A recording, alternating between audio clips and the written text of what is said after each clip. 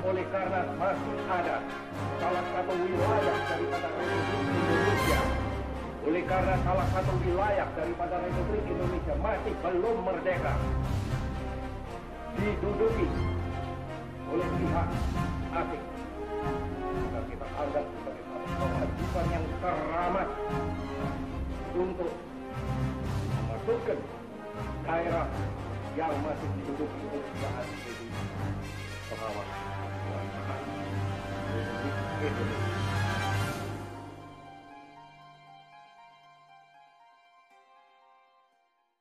Minister President Drees opent de plechtige bijeenkomst met een rede waarin hij onderhandelde. Pada tanggal 23 Agustus 1949, sesuai dengan hasil kesepakatan konferensi meja bundar, pemerintah Belanda memiliki kewajiban untuk mengembalikan Irian Barat kepada pemerintah Indonesia. Namun, pemerintah Belanda tidak menunjukkan itikat baiknya kepada Indonesia. Hingga pada tahun 1952, arogansi Belanda semakin memuncak dengan terus memperkuat angkatan perangnya di Irian Barat dan kemudian memasukkan Irian Barat ke dalam wilayahnya. Dan karena hal itu, Indonesia pun menjawab pernyataan Belanda dengan menasionalisasikan seluruh perusahaan Belanda yang ada di Indonesia pada tahun 1958 silam. Melihat tindakan Belanda yang kian mengancam kedaulatan NKRI, pemerintah Indonesia pun resmi memutuskan hubungan diplomatik dengan Belanda pada tanggal 17 Agustus 1960. Dan selang 1 tahun kemudian, tepatnya pada tanggal 19 Desember 1961, Presiden Soekarno menyerukan Komando Pembebasan Irian Barat Tri Komando Rakyat atau yang kita kenal dengan nama Trikora.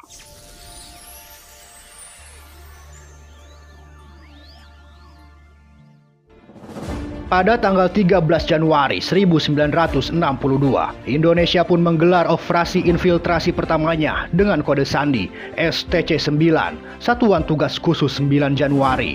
Ini merupakan misi rahasia penugasan kapal perang untuk menyusupkan pasukan ke Irian Barat. Dan hingga pada tanggal 15 Januari 1962, konvoi kapal perang Indonesia yaitu RI Macan Tutul, RI Macan Kumbang, dan RI Harimau memasuki wilayah Laut Aru. Namun, keberadaan konvoi kapal perang Indonesia terdeteksi oleh pesawat Neptune Angkatan Laut Belanda. Dan karena hal itu, 3 kapal perang Belanda pun langsung bergerak maju untuk melakukan penghadangan. Dan hingga pada akhirnya, pertempuran sengit di Laut Aru pun tak bisa terhindarkan. Pesawat pemburu Neptune kemudian melancarkan serangan kepada 3 kapal perang Indonesia.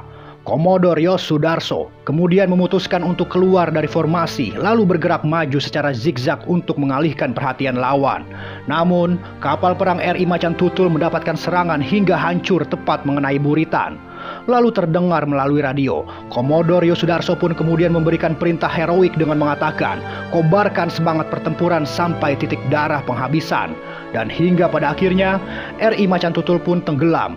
Komodor Yos Sudarso beserta 29 awak kapal lainnya pun dinyatakan gugur sebagai pahlawan.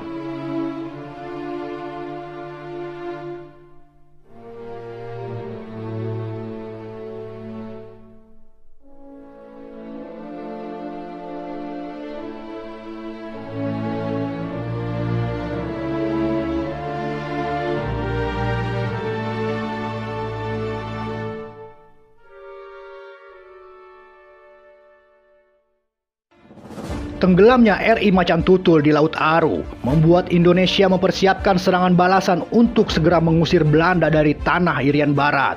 Hingga pada tanggal 19 Januari 1962, Presiden Soekarno pun kemudian menyerukan pembalasan untuk merebut Irian Barat dari tangan Belanda. Indonesia pun kemudian mendekati beberapa negara seperti India, Pakistan, Thailand, Selandia Baru, Britania Raya, Jerman, dan Prancis. Hal ini dilakukan agar negara-negara tersebut tidak memberikan dukungan kepada Belanda saat pertempuran terjadi.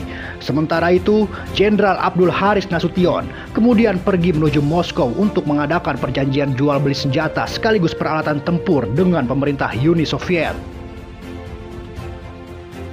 Operasi Trikora pun kemudian berjalan dalam 3 tahap, yaitu tahap penyusupan, tahap eksploitasi, dan tahap konsolidasi, yang dimana ketiga tahap tersebut berada di bawah perlindungan Angkatan Udara Indonesia. Lalu Presiden Soekarno pun membentuk Komando Mandala yang kemudian dipimpin oleh Mayor Jenderal Soeharto sebagai Panglima Komando. Tugas dari Komando Mandala sendiri adalah merencanakan, mempersiapkan, dan juga menyelenggarakan operasi militer untuk menggabungkan Irian Barat dengan Indonesia. Selain Komando Mandala, Presiden Soekarno pun mengerahkan beberapa operasi rahasia, yaitu operasi infiltrasi laut dengan mendaratkan pasukan marinir dan puluhan tank amfibi, infiltrasi udara dengan menerjunkan penerjun resimen para komando Angkatan Darat, pasukan gerak cepat, Raider, dan pasukan para komando Brimob untuk melakukan sabotase dan penghancuran objek-objek vital militer Belanda di Irian Barat. Lalu Indonesia pun mengerahkan 16.000 pasukan, ratusan kendaraan tempur, puluhan pesawat dan kapal perang dalam operasi pembebasan Irian Barat yang terdiri dari pesawat tempur F-51 Mustang, pesawat pemburu B-25 Mitchell Intruder, 49 pesawat pemburu sergap MiG-17, 10 pesawat pemburu sergap MiG-19, 20 pesawat pemburu sergap MiG-21, 30 pesawat jet MiG-15, 22 pesawat pembom Ilyushin 28, 26 pesawat pembom strategis jarak jauh Tupolev 16, 12 kapal selam Angkatan Laut Republik Indonesia Whiskey Class yang terdiri dari RI Cakra 401, RI Nanggala 402, RI Nagabanda 403, RI Trisula 404, RI Nagarangsang 405, RI Chandrasa 406, dan ke-6 kapal selam lainnya.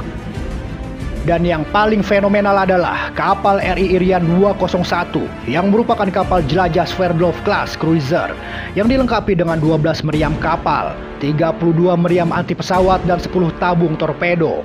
Kapal yang memiliki bobot 16.640 ton serta mampu menampung sebanyak 1.270 awak kapal ini merupakan kapal perang terbesar yang pernah dimiliki oleh bangsa Indonesia.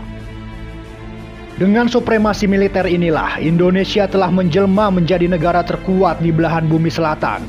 Dan karena hal itu pula, dunia internasional benar-benar dikejutkan dengan kekuatan militer Indonesia yang hanya dalam waktu singkat telah mampu mengepung Belanda di Irian Barat. Kondisi inilah yang akhirnya memaksa Belanda dan sekutunya, Amerika dan Australia, untuk menyelenggarakan perundingan di markas besar PBB pada tanggal 15 Agustus 1962 yang kemudian menghasilkan persetujuan New York. Dan isi pokok persetujuan New York sendiri adalah pemerintah Belanda akan menyerahkan Irian Barat kepada penguasa pelaksana sementara PBB, yaitu United Nations Temporary Executive Authority atau UNTEA. Kemudian pada tanggal 1 Oktober 1962, bendera PBB akan berkibar di Irian Barat yang berdampingan dengan bendera Belanda.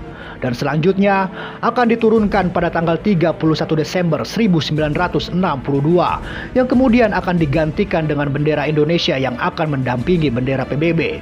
Lalu pada tanggal 1 Mei 1963, UNTEA menyerahkan Irian Barat kepada pemerintah Indonesia.